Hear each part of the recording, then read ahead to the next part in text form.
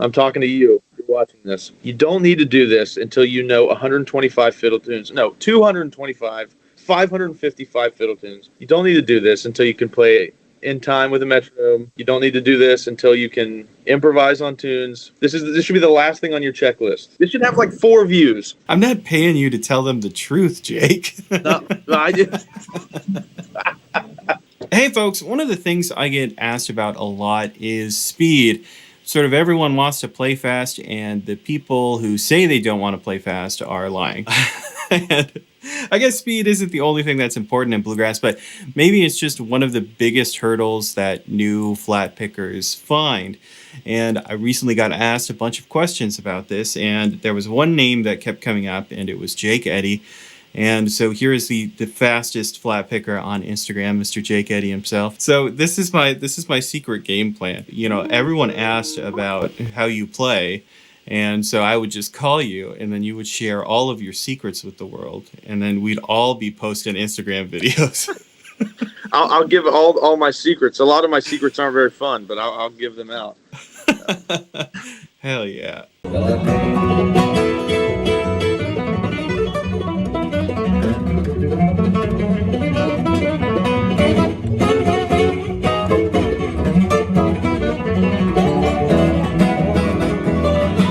Well, man, I guess getting into it, for me, probably the first thing that I see people struggle with is the pick grip. A lot of times you see kind of funky pick grips, and maybe that's where we should get in, dude. What's your opinion? Give me the truth. Yeah, man. I mean, I get this question a bunch. We just left Rocky Grass Academy. I thought whenever this comes out, it'll be last week. But I got a lot of questions about this, and I see a lot of people. I guess I saw a lot of them doing this thing. Yeah, or 2 fingers even. Get this, and also some of this. Yeah.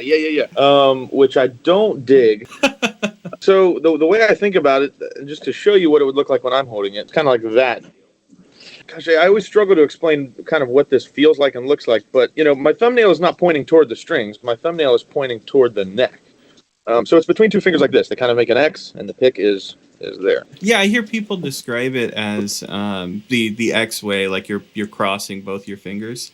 Sure. I've also heard you pull the hammer back, you pull the trigger, and the pick goes I like in that. there. That's good. I think maybe what it is that I played banjo first when I was a kid. So I was used to the picking thing being kind of off my thumb, you know, and my right hand was sort of like that anyway. So putting the pick there, I don't know, it just made sense. That felt natural. And I think I think this is common. This is not something unique to me. This is what you should be seeing.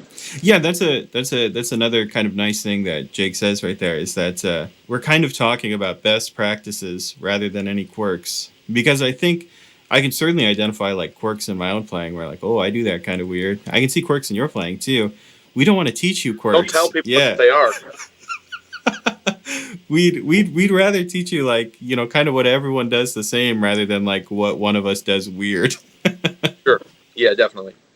I tell my students that all the time, you know, when they ask me, you know, anything like that, like, well, I do this differently. And I always tell them that, you know, you're likely not going to be the exception. You know, you need to do what's widely smart to do. So, you know, we'll talk about, I try to tell my students to kind of avoid anchoring and stuff like that. And that's another good thing to bring up is the anchoring. How do you feel about people touching sort of back here or sort of an open hand? They'll touch the pick guard. I'm touching the guitar, and I always make this clear to my students that having some contact with the guitar is not the issue, but the issue comes from being at a fixed point. So like if I'm always feeling a little bit of brushing across the bridge pins, like right in this kind of, you know, whatever this is. You know, when I was a kid, I remember my cousin told me that you could measure a steak like that if it was cooked. They were like, if you put like this is rare, this, you know what I'm talking about? Yeah, the steak method. I can always feel a little bit of contact there, but it's like a passive thing. It's just brushing back and forth. And what I always tell my students to avoid is that,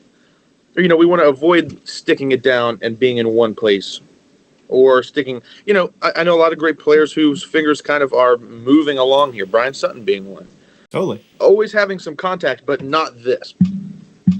That's the thing. So yeah, I'm not an anchorer, but there's some contact for sure. One of my teachers, Andy Hatfield, he always jokes about how in the modern era, it's like, don't ever touch any part of the guitar. No part of you can touch the guitar. And it's just not true. And don't learn tunes, just scales only. Yeah.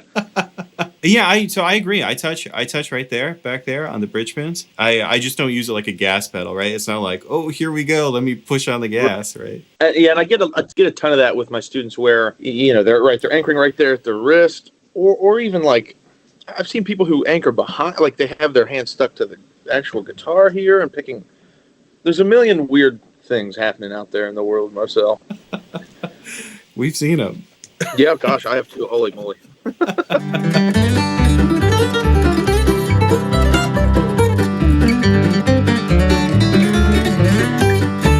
What about the left hand? What are some like left hand failings that we see in people? Gosh, I don't. Yeah, like sometimes we see those like flyaway fingers or something, when people try to play quick, but Right, right. People like in between every phrase, right? They're lifting off. You see this. Yeah. People who are like squeezing the out of it. That's the other thing. I don't know. My left hand is probably not a super model left hand. I mean, it works for me, but that's probably one of those things that is more of a my quirks probably are here. I don't know. Maybe maybe not. But I find most of my students can get their left hand working okay, but they struggle with the pick. It's interesting that that you say that your quirks are in your left hand. I think my quirks are also in my left hand. I just don't look at it as close. Like I really look at my right hand under the microscope a lot, and the left hand it always seems to be working okay. So it feels comfortable. It feels like I'm not struggling. It doesn't feel like I'm struggling with it, so I haven't given it a ton of thought. Have you seen the exercise they do to deal with sort of over applying pressure? You don't actually push the strings down. Oh, right. And then you slowly apply more pressure, right? And you kind of find that you don't have to push that hard to make the guitar make noise. So yeah, I think what is most intriguing to most people is the concept of exercises. So, I don't want to bash beginners or anything. I just really want to point out mistakes that people make on. I want to point out mistakes that people make, and one of them is that they kind of skip all of that like physical technique, and they're like, all right, speed exercises, and the exercises don't do a whole lot if you're not holding the pick right. Yeah, I agree with that. I'm not actually a big pusher of exercises on my students at all because I'm so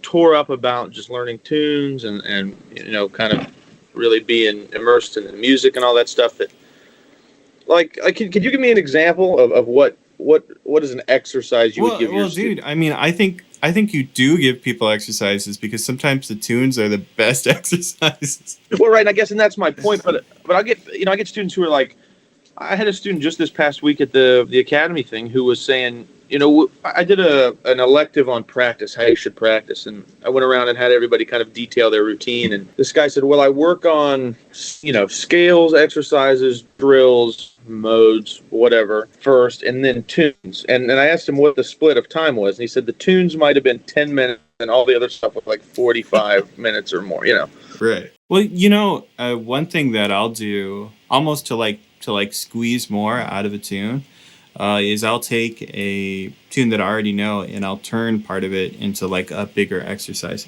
So I'll take like the pattern at the beginning of Blackberry Blossom, the one I was just playing, right? You go like,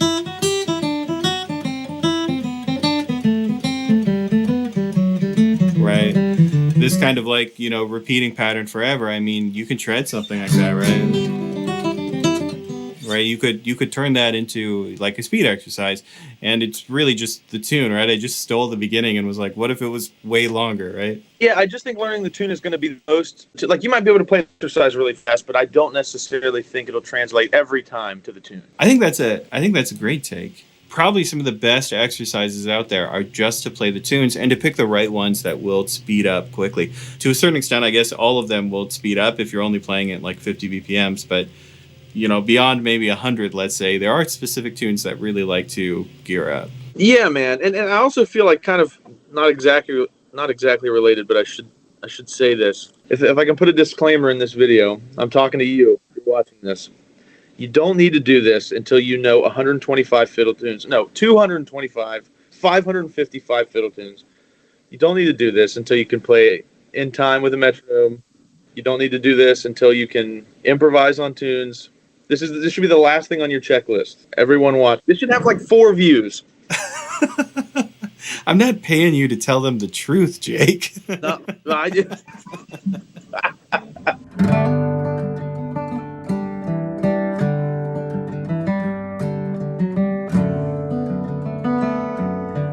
honestly, it's like I almost hate to.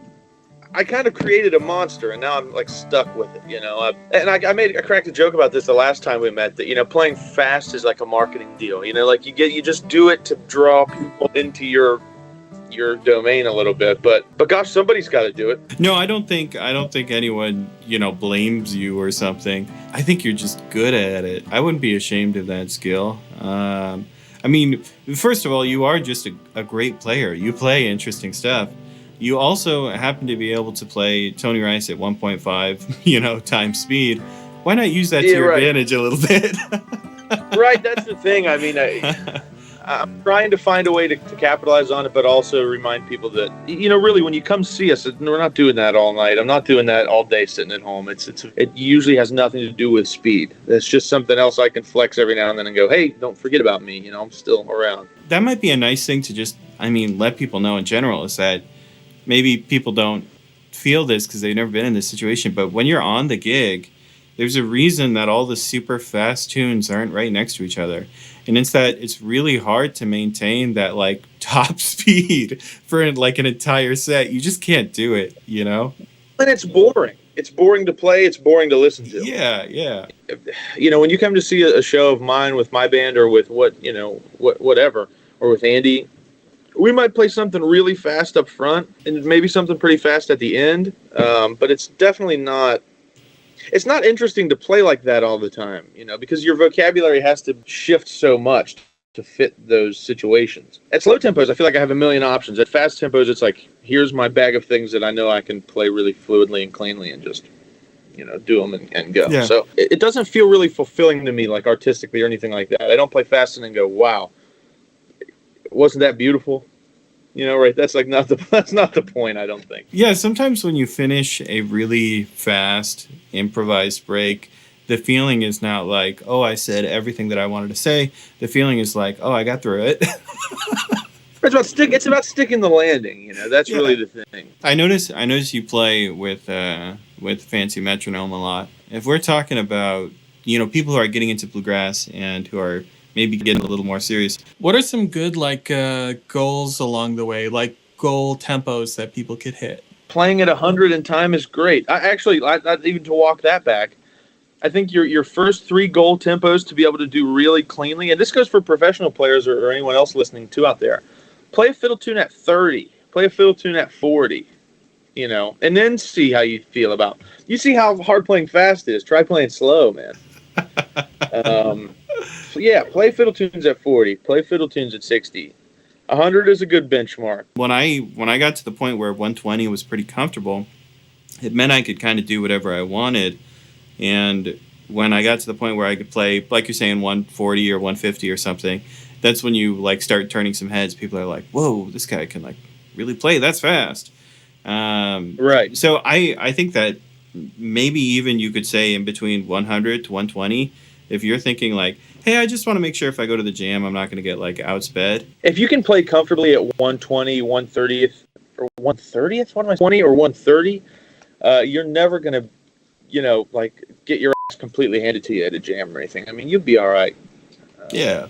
You know, the other thing is that a lot of people work at the metronome by slowly increasing the metronome. You know, they might start at 120 and then they'll try 125, 130, 135, on and on. And I think that's a fine way to build some speed, because you can feel, over time, you'll feel small adjustments that need to be made, and hopefully you'll have some breakthroughs along the way. But there's been times where, you know, I think if you can radically change your right-hand technique in a way that improves it, you might gain 30, 40, 50 clicks in a day if you can get this to do the right thing. You know, that's the magic. It's the silver bullet. It's good advice to listen to your body, and I feel like it's advice that is ignored. Everyone's like, hey, what if I moved my thumb like Tony Rice or something? Well, will I win a guitar? I had a student last week at the camp who was saying all she wanted to do at camp this week was be able to break through 110. She can't play faster than 110, and everybody at her local jam plays at 120 and 130, and she's just like, oh, I'm so miserable every time. It feels so tense, and I can't get the notes out. And I said, okay, well, can you play for me at 110? I said, you know, I had the metronome with me. I said, let's put the metronome on and play for everybody at 110, and we can see if that sounds clean or if we see anything we need to adjust. And I put the metronome on 130 and didn't tell her. And it was clean as a whistle. I mean, it was like she played it beautifully. Just from that, she was like, oh, wow, okay, maybe I can do it. You know, so I think so much of it is mental. It's funny that this is how it goes. I kind of felt like it would go this way, where you sort of spend the first half of the video talking about how to play fast, and then you spend the second half of the video being like, hey, don't play fast. Man, I mean, if I have to stop playing fast forever, I'll do it. Yeah. I will do it. Prove a point. If I have to be the, you know, I think Stash. If anyone here knows Stash Weislotch, he's a great guitarist who's out in the Bay Area, and he put this quote. Gosh, I can't remember who it was from. Some jazz great about that they wanted to be the slowest, you know, jazz player of all time, and he said that maybe he would be the slowest flat picker of all time. And I think that's something great to strive for. You know, to be able to play really great and clean at slow tempos, at any tempo. Right? It's not about being able to play fast. Man, do you want to tell the people sort of what you've been up to, where they can find some of your stuff, all that good stuff? I just had a record come out with my brother and with Andy Statman and Ned Luberecki called Nor'easter. It's not on streaming yet, but it will be soon. We're kind of trying to force people into buying the hard copy first. I had a solo record, the self-titled one that came out last year that's still pretty happening. It's got Corey Walker and Dom Leslie and Rob Ikes and me and Carter and Brian Sutton and Kenny Smith and, you know, gosh, I don't know who else. Be on tour a bunch in October with my own band. We're doing like a bunch of shows out in Texas. And gosh, I don't know. JakeEddy.com is where you can find all that great stuff. I'm on Bands in Town. I'm on, obviously, Instagram. I hope you like this conversation with Jake about speed. We will see you all soon, all around the web, wherever you find us. So you all have a good one. See you later. My love was running from town. That midnight train spilled her blood at the crossroads. When the bells didn't ring,